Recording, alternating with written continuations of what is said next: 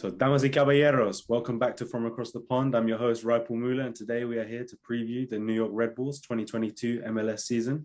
Here to provide expert analysis, we have Mark Fishkin. Thank you for joining us, Mark, and how are you?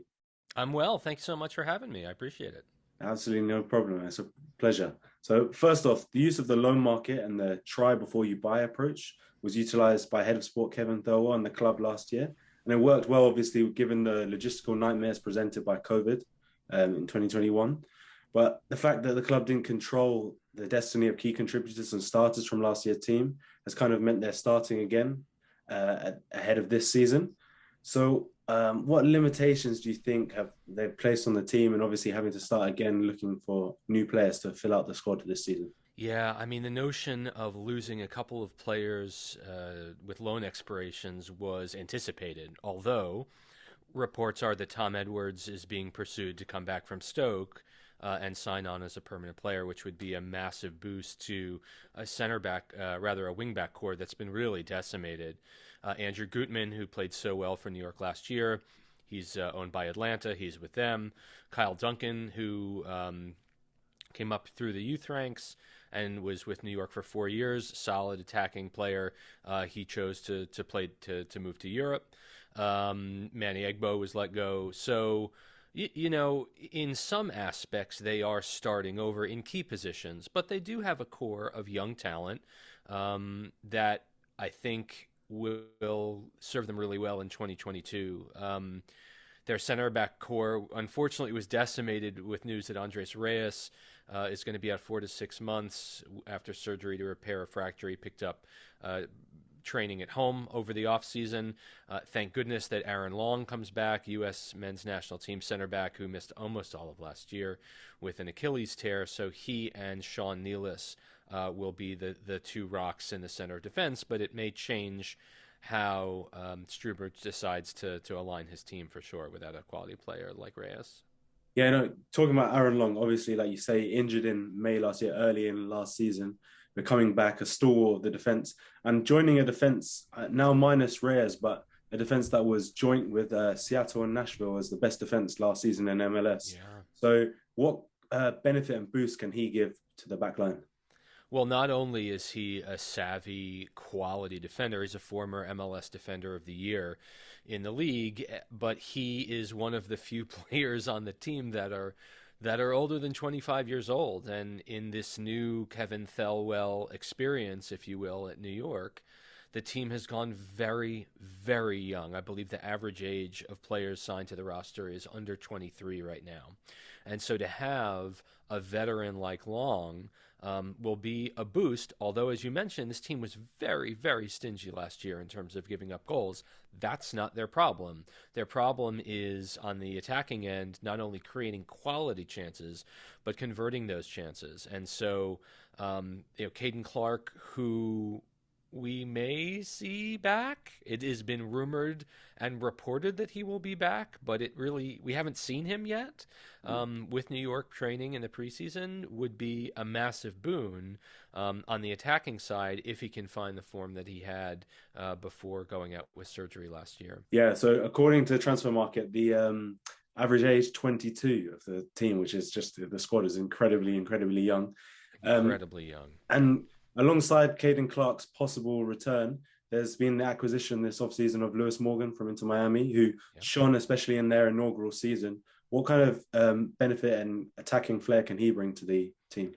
Yeah, well, I mean, and again, Morgan's all of 25, so you could consider him to be an old man on this roster, which is insane. But the fact that he is so savvy, the fact that he can get in the right spaces, that he can create, it's the creation that I think New York really, really lacked last year. That and the finishing. But whether Morgan, and it's been a subject of much debate for Red Bulls fans since Morgan's acquisition. Will he be playing as a wingback who can push way up into the attack? Will he be playing as an attacking wing? Will he be playing as a second striker behind Patrick Klimala? We're all eager to see exactly where Struber lines him up. And I think for Morgan, this will be a great second start in MLS after being outshone, if you can argue, by Euro retreads isn't the right word, but nevertheless, former quality European talent. For an up and coming player, he's going to be able to take on a larger role here and be responsible for more. And Red Bull fans are hoping that he takes to that. Yeah, for sure. And then back to the departures, which there were a lot of this season. Many. Obviously, the loss of captain Sean Davis in free agency to Nashville is a big loss for your captain, especially going to another MLS side and not necessarily joining the mass exodus outside of MLS, of current MLS players. So what do you think of that move for Red Bulls? And then also just talk about the growth maybe of an importance of free agency in the future of the MLS? Yeah, well, I mean, Davis was the first homegrown captain the team has seen. He played every single minute last year and continues a trend of Red Bulls captains departing the team after serving as captain of the team. Red Bull fans were of two minds on Davis. He plays in his role as a six. He's a destroyer, and he's not necessarily someone that's going to turn defense into offense. He's going to disrupt. His passes going forward weren't always on target, but he was as important to New York being on top of the defensive marks last year in the league as anyone else. And so he's a psychic loss for a veteran player like this this is the only pro club he's ever known to voluntarily turn down New York's offer and walk away to a Nashville side who was very aggressive in going after him and signing him. And Davis maintains that he left with a good relationship with the team and that he's up for new challenges. And this is definitely a new challenge for him in Nashville. Free agency in MLS is long overdue. Free agency is the product of the MLS Players Association work with the league over time to allow veteran players to decide where they want to play, or at least have an opening to choose other clubs. And for a club like Red Bulls, it'll be, I think, relatively rare that they will have too many players eligible for free agency, given the fact that they tend to skew so young. But I think overall it's a positive for the more established players in the league for sure. Yeah, and obviously to highlight the youth again of the squad. Obviously, even though there's been a mass exodus from the team, with the youth of the squad, does that give the fan base kind of hope and optimism that there's growth and potential that these players are going to reach under the stewardship of Gerhard Struber this season? I think Red Bull fans are of two minds. I think Red Bulls fans, there's a camp of Red Bull fans that believe that the Red Bull way is the way to go and that they are all in. And then there is another camp of Red Bull fans that are looking around and seeing the quality signings across the league of maybe Central American talent closer to their prime, 26, 27, 28 years old, and wondering, why not us? Where is our big difference maker? Where is the star that isn't only going to produce on the field, but also attract fans to the stadium? And so I think many fans have really been frustrated, especially as this team has finished in the playoff spaces for sure, but nowhere near the top of the East for the past 3 seasons. And this is a team that finished first in MLS, first in the East, 4 times in 6 years in the last decade. And so they're seeing these kind of mediocre, and you can argue, close to even records, wins and losses as a massive step back, and they're eager to see the team return to the class of MLS. And they don't necessarily see a U23 side doing that. Yeah, and I was going to ask, is that exacerbated by the fact that obviously not only next door neighbours having so much success with becoming MLS champions, cup champions last season, but also using belonging to the same type of model, a multi-club system ownership group, where they've obviously been successful last season, and the Red Bulls, like you said, but behind that 2018 Supporters Shield have kind of stepped backwards since then from the elite of the Eastern Conference. Yeah, I mean, obviously, when your chief rival hoists the trophy, it's painful. I think what NYC very smartly did is when you look at the core of that team, the Maxi Moraleses, the Tati Castellanoses, Ring is gone now, but there are a number of players that have been there for 4 or 5 seasons, and they're talented attacking players.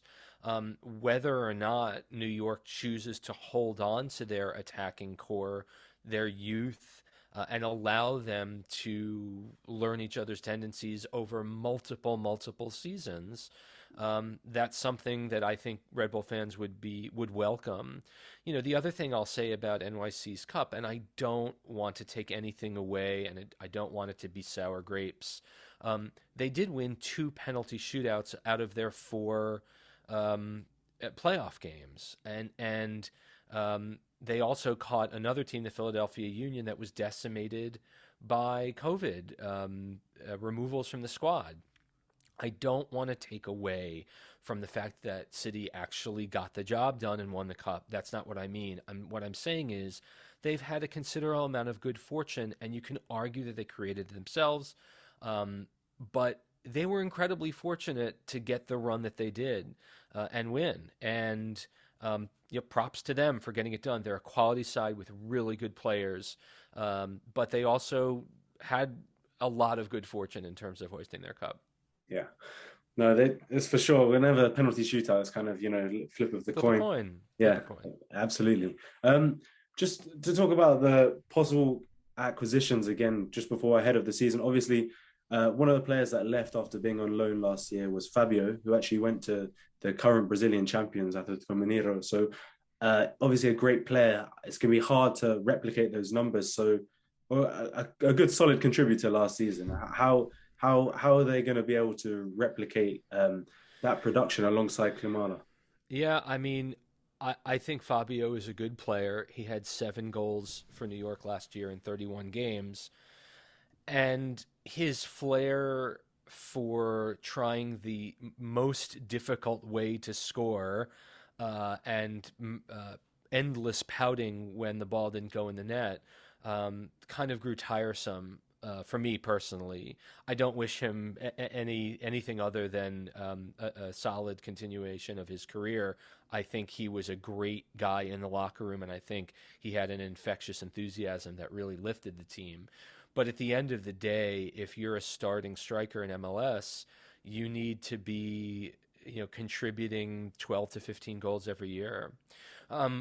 Whether Lewis Morgan, whether it's Caden Clark, who's returned to New York, whether it's guys like Omer Fernandez, who got hot really late, whether guys like Cam Harper, who came to the club last year and really was unable to get a lot of playing time despite his decent pedigree. Whether it's a young Zach Ryan, who homegrown player that was just signed after 4 years at Stanford, where he scored a ton of goals and got the only goal in New York's only preseason game to date. There are lots of candidates for guys that can step up and make a difference. I think the club truly understands that the defense is going to be in better shape all in 2022, that they really have to focus on the chance creation and the chance finishing. Yeah, and speaking of Klimala, he had 15 goal contributions last season, goals and assists. So you mentioned before 12 goals is kind of like the base number for a good MLS striker. Does he need to hit that mark and above that mark for Red Bulls to kind of sneak into the playoffs once again? Yeah, I mean, I think he has to advance in 2022. He has to improve, and many international players come into the league and take a year to get themselves right. Klimala came late after the preseason, the abbreviated preseason was underway, and so it really kind of took him a little while to figure it out. Listen, we've seen flashes of great play from him, and he can score goals, and he can miss goals. Like any striker, right? But at the end of the day, it was Thierry Henry and Bradley Wright Phillips who said, a quality striker is scoring every other game. And so that's 17 goals in MLS. And I believe that Klamala hopefully will take that step forward. New York needs it. Yeah, and looking into playoff contention, hopefully for the Red Bulls, if they're going to be along those lines, who has to be or who is the most important player to drive them forward? Obviously, the loss of Sean Davis in midfield. Are we looking at someone like Christian Caceres Jr. or maybe Drew Yearwood to kind of up his level? So Yeah, I think we're really absolutely, but we're really looking for Wiki Carmona to up his level as well. Caceres took a big step forward in 2021, becoming an offensive threat, which we hadn't seen so far. He's getting a lot of time in the Venezuelan national team, as is Carmona, who got called in at age 19 to their national team program. I would expect Yearwood to continue the strong play in the second half of the season. He and Davis were really, really crucial together. So whether it's Caceres slotting in next to Yearwood or whether it's Wiki Carmona as well, I mean, that's who is needed to come in and really improve. And I would also add, I'd love to see wingback John Tolkien take a step forward. He was a revelation in 2021, coming in when Andrew Goodman was injured, rocking the mullet, which got him a lot of attention across the league, but also locking down attackers really well. He's versatile. He can play as a wingback or a forward winger. And even though he's only 19 as well, can definitely, if he improves, New York could really, really use it. and do you see him kind of the next guy on the production line, the Red Bull production line, like after Tyler Adams and Caden Clark? Perhaps, but it wouldn't surprise me if Caceres moves this year. He's 22, again, national team player. I think if he continues his upward momentum, you could certainly see him depart mid-season. Just quickly looking across the roster, I mean, that would be my pick for the player most likely to make the jump this year, unless the offers Wiki improves greatly and the offers start coming in for him as well. But Tolkien, perhaps another season or two. I don't know if he has the same upside as a Caden Clark, but man, he really he pleasantly surprised last year. And would he be your pick for a breakout player for this season, or would it be Carmona as well? I feel like Carmona has more to surprise this year. I don't think Tolkien's going to surprise anyone this year. I think it's Carmona who needs to kind of come in, or it's Zach Ryan again. Coming from the super draft, if he can score goals and be productive, I think he will definitely raise some eyebrows. And talking about the super draft, obviously with that unfortunate news of the Andres Reyes injury for 4 to 6 months, do you see Nosita getting some playing time, or do you think that will even? Yeah, I mean, I'd like to. There's still there may be a bit of confusion as to when Nosita can actually come. I believe he has to finish school first, or will finish school first, which means that he's a summer arrival. It may be 20-year-old Lucas Monzon, who came to the team last year but didn't see a minute, stepping in as that CB3, if you will, or CB4, to help make it go, or the transfer window isn't closed yet, so maybe there's another player to come. But yeah, I mean, this is a team that lost, 9 players from last year's squad that I think figured out Struber's identity and was able to make it go and finish with a strong run. And 123rd minute worldie put them down in the playoffs. So, this is really year 2 of the Gerhard Struber experience, and I hope his charges are ready. The signings have not blown anyone's socks off. At a time when a lot of other Eastern Conference teams really invested and got better. I, for one, am really happy that Nashville moved to the West for this year, because I think they're going to be monsters this year. And New York will benefit from playing expansion Charlotte twice. So, I mean, anything's possible. They could finish anywhere between 5th and 10th, and it wouldn't surprise me. Yeah, and obviously there's a return of the US Open Cup this season, and Leagues Cup. So is there a potential for New York to kind of go on a fairy tale cup run and prioritize that over the kind of league? I mean, as far as this team's history, knockout tournaments have not been kind. If you're a student of history of this league, this team has reached three cup finals in its history, and they've lost all three of them: MLS Cup in 2008, U.S. Open Cup in 2003, and the 2017 U.S. Open Cup. Um, I would like nothing more than to see a cup run, and what's exciting, at least for me, there are 10 teams in the immediate area that will be taking part in this tournament. By the time the Red Bulls enter the tournament in the third round, the majority of them should be halved by then. But nevertheless, the notion of playing a small team at their field would be, I think, a whole lot of fun. And as a longtime fan of the Open Cup and obviously of U.S. soccer, 2 years without an Open Cup has been a bit of a downer. I just wish that the U.S. soccer would be able to properly generate excitement and highlight around it. They've never signed a national sponsor for it. You've got 103 teams taking part, the most ever, which means you've got 102 matches. And the sports biz guy in me says, why can't one sponsor own this and make it a summer of soccer party? But we'll soon find out.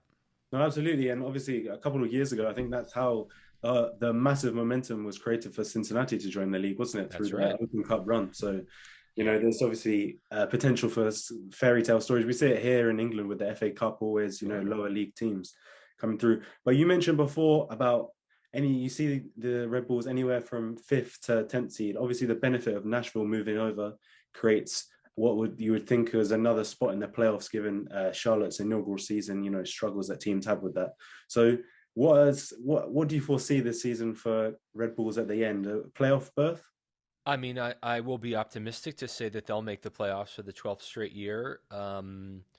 Because if you don't have any optimism, then why are we even here? But I just want, they'll have a decent number of players playing in the same system for the second year under Struber. Hopefully, Klamala levels up. Hopefully, Coronel has the same type of year that he did last year. Hopefully, Reyes is able to return at a positive time for New York and create an impact that the new signings, Dylan Nealis, Lewis Morgan, improve. That this kid Ryan, like I said, shows. Yeah, I mean, or not. I mean, at the end of the day, New York finished 3 points behind the MLS Cup champions. On the table, they also dropped something like 18 points from leading positions last year, and they underperformed their XG by 7 goals. And so, in a time when just about every one of all but 5 or 6 of their matches last year were single goal matches, if they can improve in their finishing, the sky's the limit. But I think 5th through 10th feels right now, and I'd like to think that it's closer to 5th. Yeah, hopefully. Well, I'm looking forward to seeing what Gerhard Struber's men offer this season. I just want to say, Mark, thank you very much for joining us today.